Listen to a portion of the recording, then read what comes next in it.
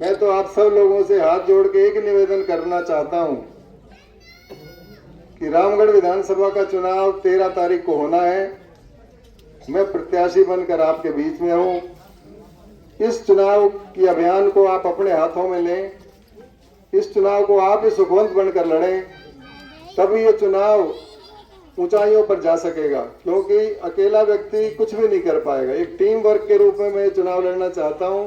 सभी कार्यकर्ताओं का सहयोग है, सभी कार्यकर्ता एकजुट होकर प्रयास कर रहे हैं और मैं आप सबको विश्वास दिलाता हूं कि पिछले जो 2 चुनाव मैंने लड़े हैं, हो सकता है मेरे से कहीं उसमें कोई गलतियां हुई हों, मैं उनकी भी क्षमा चाहता हूं। इस चुनाव में आप अगर अपन से कोई चूक हो गई, ये कोई व्यक्तिगत मेरा चुनाव नहीं है, ये रामगढ़ की प्रतिष्ठा का सवाल है, क्योंकि 2 बार हम पहले भी ये सीट गंवा चुके हैं। इस बार भी अगर ये सीट नहीं निकलती है तो फिर अपन भूल जाएं कोई यहाँ से अपना प्रत्याशी चुनाव लड़ने की हिम्मत करेगा।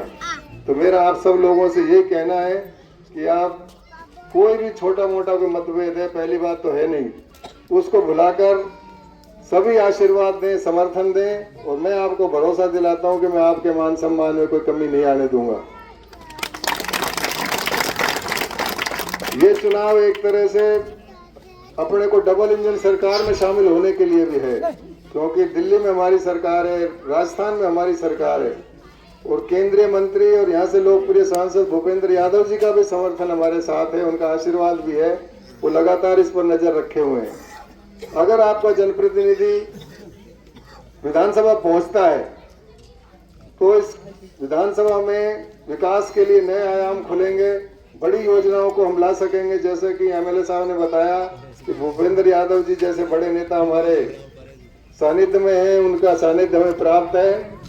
क्योंकि उन्होंने रूपारेल नदी को ईआरसीबी योजना की बात कही है और मुख्यमंत्री जी से निवेदन किया है कि अपने क्षेत्र में इस जो ईआरसीबी की योजना बननी है उसमें रूपारेल में पानी छुड़वाया जाए। अगर ऐसी बड़ी योजनाओं की हमें आवश्यकता है, जिससे कि पूरा अलवर जिला ही लाभान्वित होगा और एक जो अपना दिल्ली मुंबई एक्सप्रेसवे है उस पर भी बड़ी इंडस्ट्री आने की संभावना है, क्योंकि अभी मुख्यमंत्री जी विदेश दौरे पर कई एमओयू करके आए हैं बड़ी बड़ी कंपनियों के, वो कंपनियां यहाँ लगेंगी जिससे कि युवाओं को भी रोजगार मिलेगा। तो मेरा आप सबसे निवेदन है कि बड़ी योजनाओं के लिए हम भूपेंद्र जी भाई साहब का आशीर्वाद लेंगे और बाकी राज्य सरकार है हमारी है, केंद्र सरकार हमारी है, आपका प्रतिनिधि होगा तो हम विकास से भी जुड़ेंगे। आप सब लोग एकजुट होकर मेरे लिए जहां भी पूरे विधानसभा में आपके रिश्तेदार हैं, मिलने वाले हैं, चाहने वाले हैं, उनसे भी आशीर्वाद मांगे और 13 तारीख को अधिक से अधिक मतदान कर मुझे आशीर्वाद दें, समर्थन दें, क्योंकि आपने 2018 का चुनाव भी देखा होगा,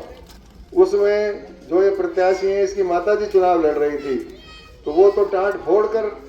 वोट लेने की बात कर रही है, हम हाथ जोड़कर वोट आपसे मांग रहे हैं, तो ये उनका बेटा ही चुनाव लड़ रहा है। तो इससे आप क्या उम्मीद कर सकते हैं? महिला होकर जब वो इस टाट फोड़ने तक की बात कहती है तो ये तक युवा है, ये कुछ भी कर सकता है, आपको इस पर भी विचार करना होगा।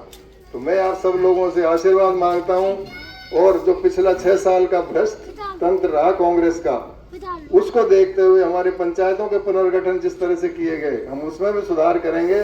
क्योंकि कोई गांव कहां से उठाकर कहां जोड़ दिया गया अपने फायदे के लिए।